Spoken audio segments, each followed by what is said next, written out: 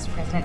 What can you tell us about the CIA drone flights over Mexico? Is this the next step in the war against the cartels? We're taking in, hundreds of thousands and millions of people coming in from all over the world that are absolute stone-cold criminals. We have the U.S. military shoot missiles into Mexico. Shoot missiles into Mexico for what? He would say to go after the cartels. Troops are heading to the border from the United States and Mexico. Cartels are increasing their arsenals by purchasing guns from the black market and smuggling weapons from the United States. Everyone is getting ready to respond to President Trump's military approach to solving the migrant and drug problem that has plagued the United States for decades. Recent reports show that Trump isn't just flexing military muscle, but may have already started his series of attacks against Mexican cartels and perceived allies of these organizations. Could this be war? Trump takes bold move against cartels.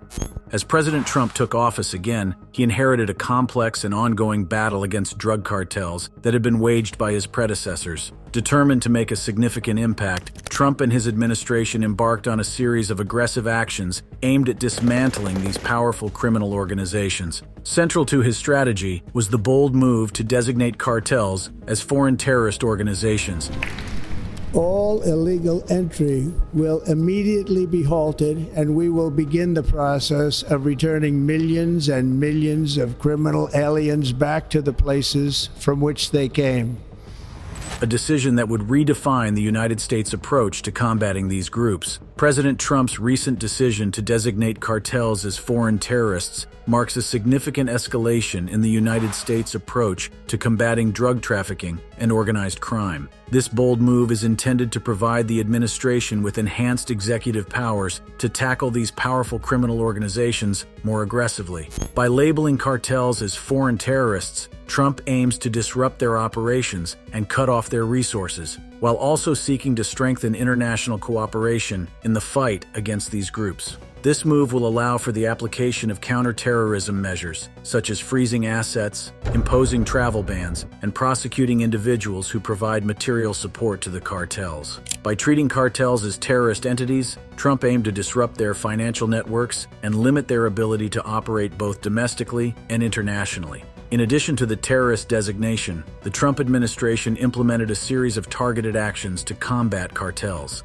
One of the key initiatives during Trump's previous terms was Project Python, a coordinated effort led by the Drug Enforcement Administration to dismantle the Jalisco New Generation Cartel, one of Mexico's most powerful and violent drug trafficking organizations. This operation involved collaboration with Mexican authorities and resulted in numerous arrests and the seizure of significant quantities of drugs, weapons, and cash. Another significant action taken by the Trump administration was the deployment of additional resources to the southern border. In an effort to curb the flow of drugs into the United States, Trump increased funding for border security and expanded the presence of customs and border protection agents. His previous administration also prioritized the construction of a border wall, which Trump argued would serve as a physical barrier to deter drug smuggling and illegal immigration. Furthermore, the Trump administration sought to strengthen international cooperation in the fight against cartels. By engaging with key allies in Latin America, Trump aimed to build a united front against these criminal organizations. This included working closely with the Mexican government to enhance intelligence sharing, improve law enforcement coordination, and support efforts to dismantle cartel operations within Mexico. The administration also focused on disrupting the financial networks that sustain cartels. Through the use of sanctions and financial regulations, the Treasury Department targeted individuals and entities linked to drug trafficking, aiming to cut off the flow of money that fuels cartel activities. By choking off their financial resources, Trump sought to weaken the cartel's ability to operate and expand their influence. Despite these efforts, the previous Trump administration faced criticism and challenges in its approach to combating cartels, just like the current administration is facing. Critics argued that the designation of cartels as foreign terrorists could have unintended consequences, potentially impacting innocent individuals and complicating diplomatic relations with Mexico. Additionally, the focus on enforcement and border security was seen by some as insufficient to address the root causes of drug trafficking and addiction. Legally, the designation of cartels cartels as foreign terrorist organizations grants the United States government a powerful set of tools traditionally reserved for combating terrorism. However, this legal framework, designed for terrorist entities, may not seamlessly apply to drug cartels, which operate with different motives and structures. The challenge lies in adapting these counter-terrorism measures to effectively target and dismantle cartels without overstepping legal boundaries or infringing on civil liberties. One of the primary concerns is the potential for unintended consequences, particularly regarding the broad application of the foreign terrorist designation. The vague language of the executive order leaves room for interpretation, raising fears that individuals and communities with no direct ties to drug trafficking could be unjustly impacted. This could lead to legal challenges and pushback from civil rights organizations who argue that the designation could result in violations of due process and human rights. Internationally, the designation of cartels as foreign terrorists has significant diplomatic implications. Mexico, a key partner in the fight against drug trafficking, has expressed concerns about the potential impact on bilateral relations. The Mexican government fears that the designation could complicate cooperation efforts and strain diplomatic ties, as it may be perceived as an infringement on their sovereignty. Additionally, there is apprehension that the move could lead to increased militarization of the drug war, further escalating violence in regions already plagued by cartel-related conflict. The designation also has the potential to influence international perceptions of the United States' approach to combating organized crime. By labeling cartels as terrorists, the United States signals a shift towards a more aggressive stance, which could affect its relationships with other countries involved in the global fight against drug trafficking. Allies may be compelled to reassess their own strategies and policies as they navigate the implications of aligning with the United States' new approach. Furthermore, the designation could impact international trade and economic relations. Cartels are deeply entrenched in the economies of several countries, and the disruption of their operations could have ripple effects on legitimate businesses and industries. The potential for economic instability and the risk of retaliatory actions by cartels could pose challenges for countries seeking to maintain stability and growth. Not everyone is against the new policy, though. There are those who see it as a long overdue solution to end the drug war that has plagued the country for so many decades. Law enforcement agencies, particularly those on the front lines of the battle against drug trafficking, have largely welcomed the designation. For many in law enforcement, the classification of cartels as foreign terrorists provides additional tools and resources to combat these powerful criminal organizations. The ability to leverage counterterrorism measures, such as asset freezes and enhanced surveillance capabilities, is seen as a significant advantage in disrupting cartel operations and dismantling their networks. Some officials believe that this move will lead to more effective collaboration between federal, state, and local agencies, as well as with international partners, in targeting the cartel's infrastructure and financial resources. However, not all law enforcement officials are in agreement. Some express concerns about the potential for overreach and the challenges of applying counterterrorism laws to organizations that, while violent and dangerous, do not fit the traditional mold of terrorist groups. There is apprehension about the legal complexities and potential for unintended consequences, particularly in terms of civil liberties and due process. Political figures have also weighed in on the designation, with reactions largely divided along partisan lines. Supporters of President Trump, particularly those within his administration and among his political allies, praise the move as a necessary and decisive step in the fight against drug cartels. They argue that the designation sends a strong message to these organizations and demonstrates the United States' commitment to combating the drug trade with renewed vigor. Human rights organizations have been vocal in their opposition to the designation, citing concerns about the potential impact on civil liberties and human rights. These organizations argue that the broad application of the foreign terrorist designation could lead to violations of due process and the targeting of individuals and communities with no direct ties to drug trafficking. They warn that the move could exacerbate existing human rights abuses and contribute to a climate of fear and repression. One of the primary advantages of designating cartels as foreign terrorists is the ability to employ sophisticated surveillance and intelligence gathering techniques traditionally reserved for counterterrorism operations. This includes the use of satellite imagery, electronic surveillance, and cyber intelligence to monitor cartel activities and track their movements. By harnessing these technologies, law enforcement agencies can gain valuable insights into the inner workings of cartel networks, identifying key players, supply routes, and operational hubs. This integration of technology into the fight against cartels also extends to data analytics and artificial intelligence. These tools enable law enforcement agencies to process vast amounts of information, identifying patterns and trends that may not be immediately apparent. By analyzing data from various sources, sources, including financial transactions, communications, and social media, agencies can uncover connections and relationships within cartel networks, allowing for more targeted and effective interventions. As Trump plans to make this bold move against the cartels, he is also taking measures to fortify the border and pressure the Mexican government into making even bolder moves against cartels.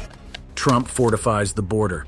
In a dramatic escalation of border security measures, President Donald Trump has fortified the southern border of the United States as the war against powerful drug cartels intensifies. The southern border of the United States has long been a flashpoint for political and social tensions, with border security issues dating back decades. The region has been a gateway for migrants seeking a better life and a battleground for drug cartels smuggling narcotics into the country. The situation has grown increasingly dire, with cartels becoming more sophisticated and violent in their operations. This has prompted a series of administrations to grapple with the challenge of securing the border while balancing humanitarian concerns.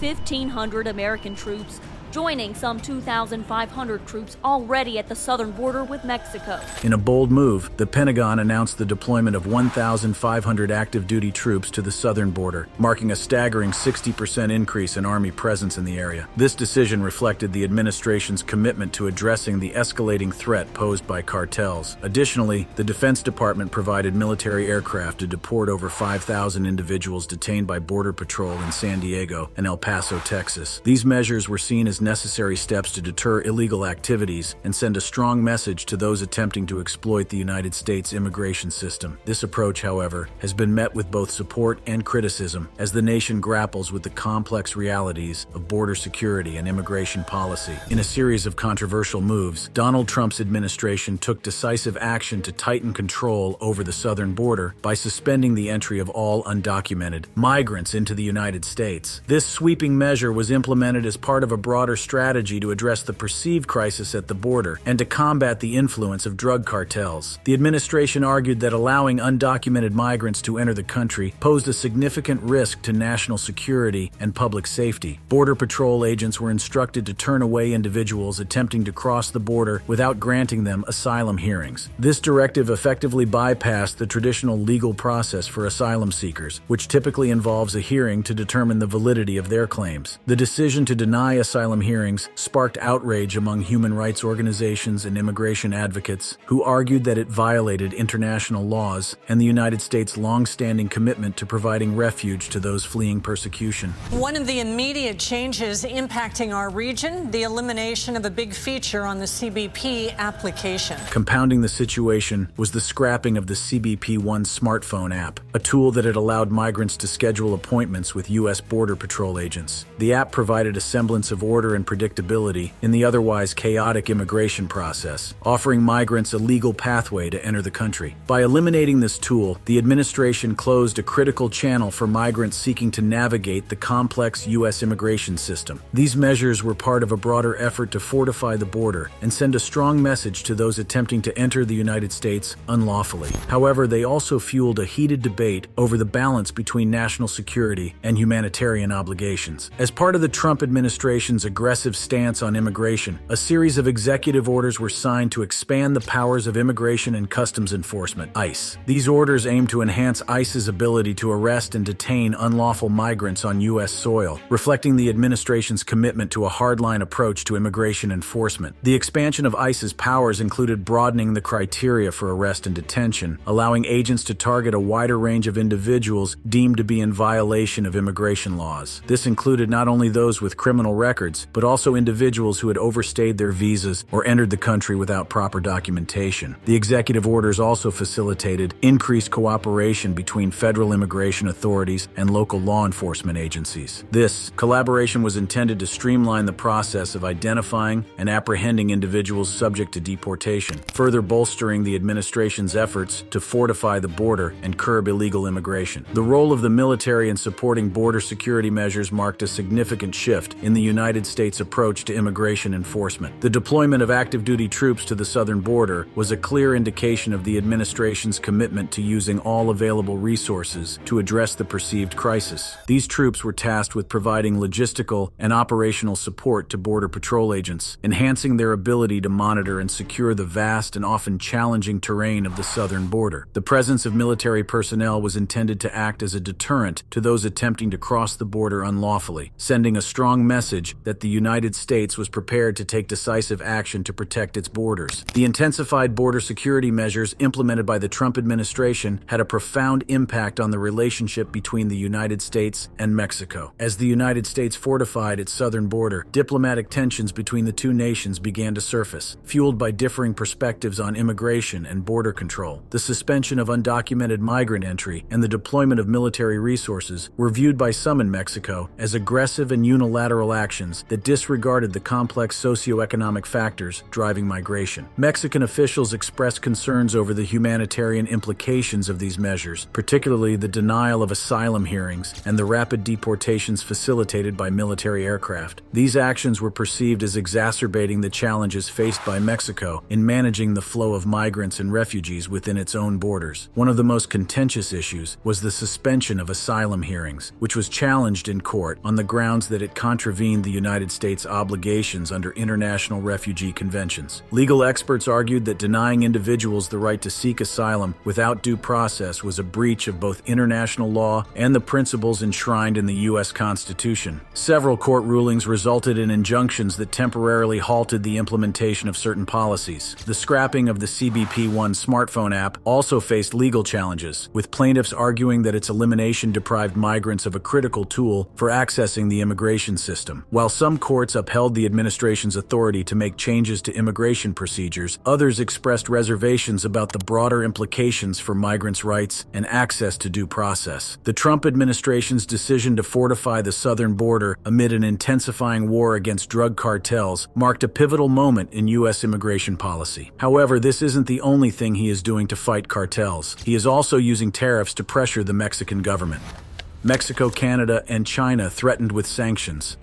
Amid a brewing storm with the cartels, Trump's vow to impose a staggering 25% tariff on Mexico and Canada over the fentanyl and migration crisis has caused a lot of uproar. Meanwhile, China faces the looming threat of an additional 10% tariff, escalating tensions in an already fraught trade relationship. Mexico's response to Trump's tariff threats was swift and strategic, reflecting a complex blend of diplomacy and assertiveness. Faced with the looming prospect of a 25% tariff on Mexican goods, the Mexican government knew it had to act decisively to mitigate the potential economic fallout and address the concerns raised by the United States. One of the most significant moves by Mexico was the deployment of troops to its northern border. In a bold demonstration of commitment to tackling the issues of drug trafficking and migration, Mexico sent the first of 10,000 troops to the border region. This deployment was not just a symbolic gesture, it was a concrete action aimed at curbing the activities of drug cartels and managing the flow of migrants heading toward the United States. The presence of Mexican troops was intended to reassure both domestic and international audiences that Mexico was serious about addressing the challenges that had been highlighted by Trump. By increasing security at the border, Mexico aimed to demonstrate its commitment to being a responsible partner in the fight against drug trafficking and illegal migration. This move was designed to alleviate some of the pressure from the United States and potentially stave off the threatened tariffs. In addition to the military deployment, Mexico also prepared to retaliate economically. The Mexican government announced its intention to impose retaliatory tariffs on United States imports if Trump's tariffs were implemented. This was a clear signal that Mexico was not willing to be bullied into submission and was prepared to defend its economic interests. The proposed retaliatory tariffs were strategically targeted at key American industries, aiming to exert pressure on the United States by impacting sectors that were politically sensitive. Mexico's response was a delicate balancing act. On one hand, it sought to address the legitimate concerns raised by the United States, particularly regarding the fentanyl crisis and migration. On the other hand, it needed to assert its sovereignty and protect its economic interests in the face of what it perceived as unfair and punitive measures. Canada's reaction to the tariff threats from President Donald Trump was marked by a blend of measured diplomacy and firm resolve. Prime Minister Justin Trudeau, known for his calm and composed demeanor, found himself navigating a challenging diplomatic landscape as he responded to the potential economic upheaval posed imposed by the proposed 25% tariffs on Canadian goods. In a carefully crafted response, Trudeau announced that Canada would not stand idly by in the face of what he perceived as unjust and punitive measures. He declared that Ottawa would impose retaliatory tariffs on up to $155 billion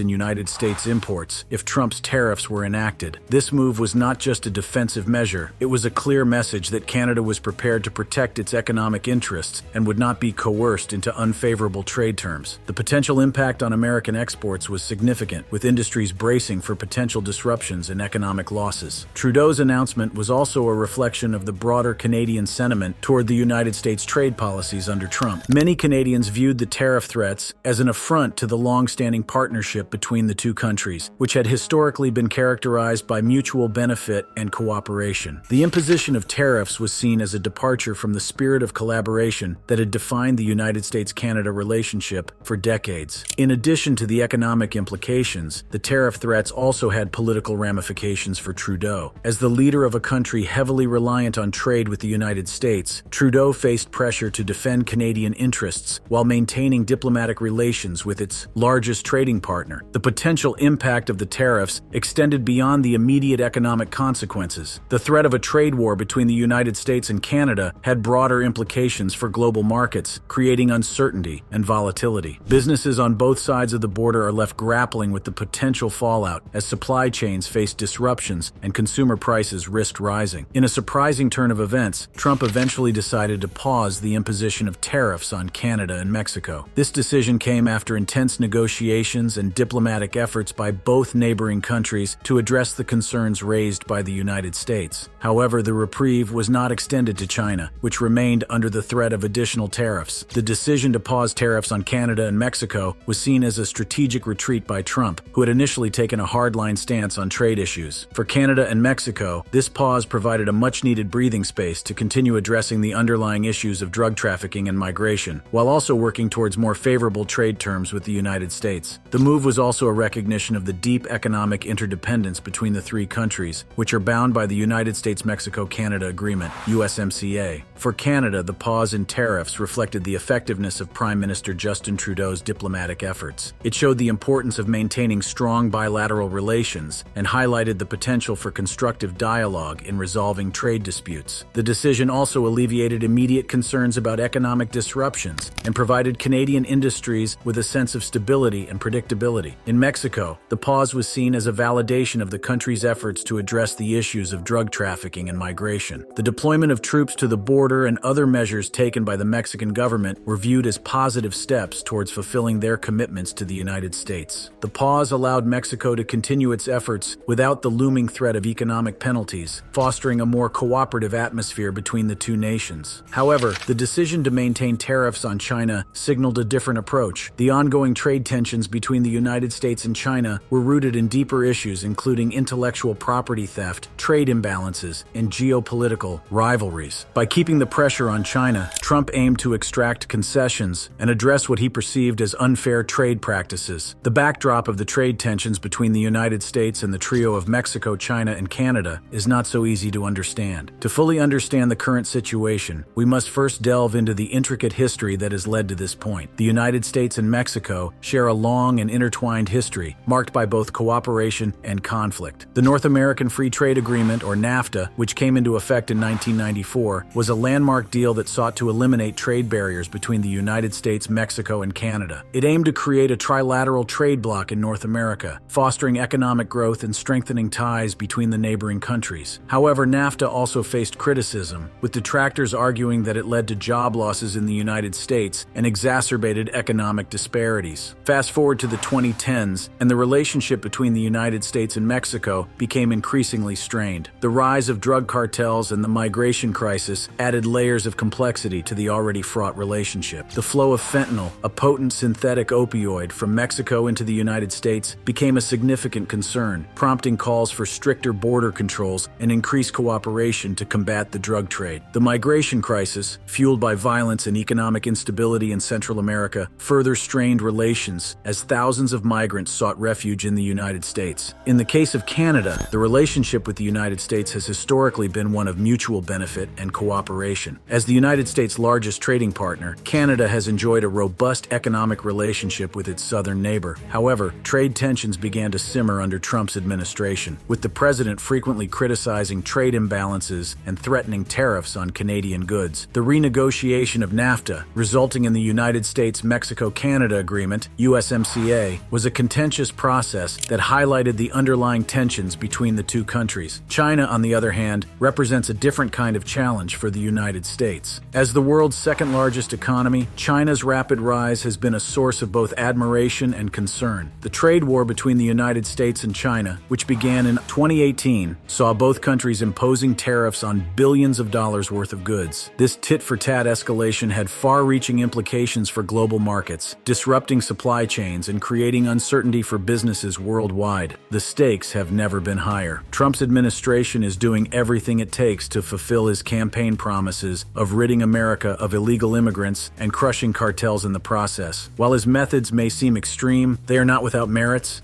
Thank you for watching. Please check out other cards on the screen.